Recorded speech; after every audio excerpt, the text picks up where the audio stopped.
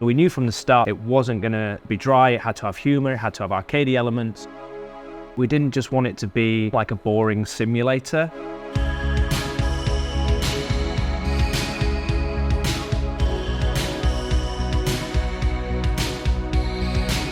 I remember our first meeting with Leo and Wide Productions.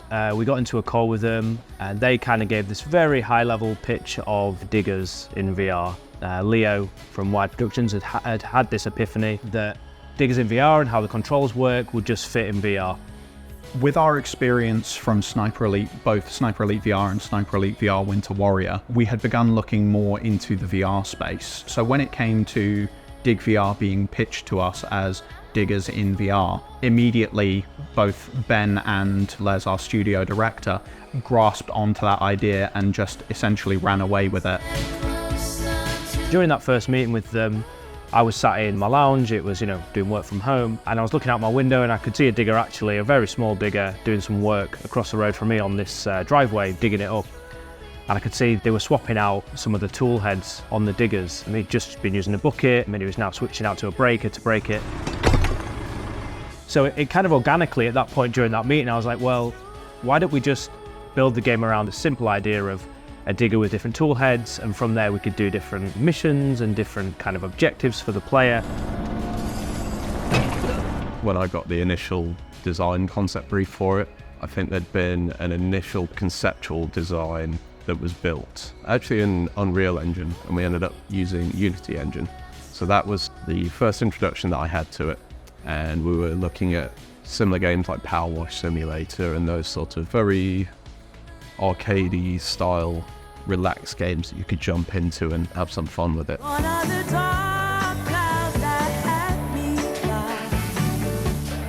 Power Wash was a huge inspiration when it came to what we would be wanting to present to the audience. When we first made the prototype, and everyone was feeling pretty good about it, but we didn't know if it was real, if that's what actual diggers felt like. So we went to Diggerland in Castleford, which is just down the road from us, jumped in some real diggers just to try and get a sense for it. And the guys who were there at Diggerland were like, oh, you guys have been in diggers before then, right? Because you seem to know the controls, you're doing really well. And we were just like, no, this is all just from a prototype we've made. And then at that moment, it just kind of clicked that we've got the sense of it right. So if you play Dig VR and how that works, it is one-to-one translatable with a real digger. I'm not telling people to go out and steal a real digger, but you are getting that authentic feeling from the game of what a digger feels like.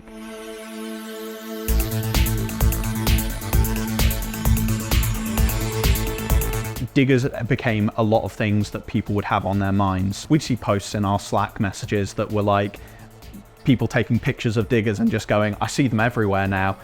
Even myself, whenever I was coming into the office, there's been a lot of building works around Leeds, and every time I saw a digger, I was like, oh, what are they doing over there? So Dig VR is a sim light, as we describe it, which means that even though it's a simulation-esque game, we put a focus on gameplay and fun first. It adds to that level of fantasy of being able to do something that you wouldn't necessarily be able to do within the real world. And it's something that players wouldn't necessarily expect to have so much fun doing as well.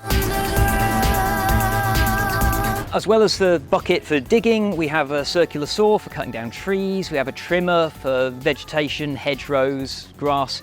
We have an auger for drilling holes, we have a compactor for flattening out the areas that you've dug, then there's a few silly ones as well, like a bowling ball on a string.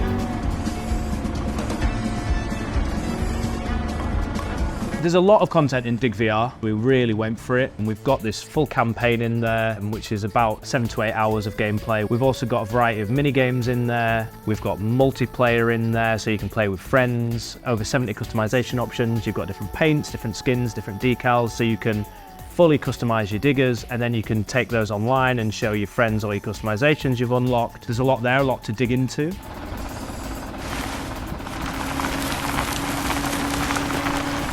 In Dig VR we have a diggable terrain, which is an existing tech, but obviously since the game is released on Quest, we needed to optimize it as much as possible because we're rendering the game on 2 screens at once, and the Quest as a device is as much powerful as a mobile phone basically. So there was a lot of magic that Chris put into this system of like dynamically scaling the resolution of the dirt where you dig and other things like that.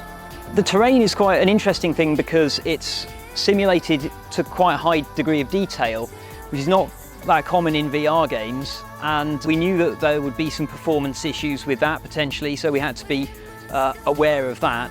And it was great fun setting up the simulation of the dirt so that it would flow and like fall into piles nicely and then flow into trenches, and getting it set up to assist gameplay as well, so that the dirt will pile up nicely when you're piling it above the ground, but when you're dumping it into trenches it will spread out better to try to fill the space.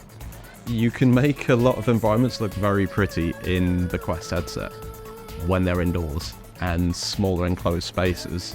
When you're in a digger and the areas that you might be visiting in a digger, very different. So that was another challenge, is how do we do open areas, fill it with all this content, and have the diggers and the deformable terrain and all the other bits that you'll be doing in the game working in tandem and actually run. So we had to make quite a lot of concessions in the art. One of the big things that we decided to do very early on was use a color swatch sheet.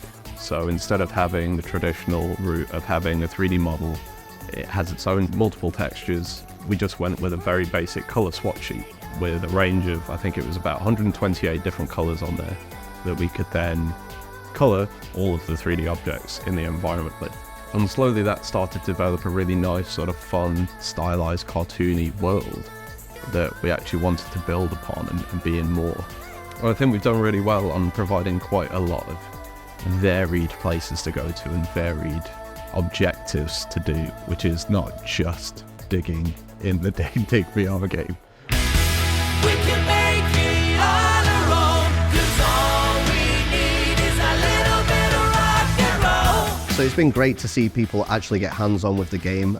We took the project to Diggerland and we had some people actually play it where they could then jump onto real-world diggers. And the feedback's been fantastic. The way that they were able to play the game and then immediately jump into an actual digger and it kind of controls one-to-one has been really cool, because it means that as a design team we've achieved our goal of what we set out to do. It's been a labour of love from all sides, and having that finally go out to players and letting everyone else enjoy that, that's what I'm looking forward to most. I'm feeling very ecstatic to see how people react to it. The line we hear all the time from people who play it, they go, oh, that's not what I was expecting. In that really joyful sense that they think it's just this kind of sim, but it's got this real good heart to it and humour, and it's got the quirkiness and the fun. And people just come away with a totally different perception of what the game is, and they go, oh, I get it. And everyone who wasn't necessarily interested in the game because they just had no interest in excavators or diggers whatsoever, all of a sudden are now like, yeah, I'm going to buy this. People that enjoy this, I'm really loving it, and I think it will be a game that will stay on the market for a long time. A little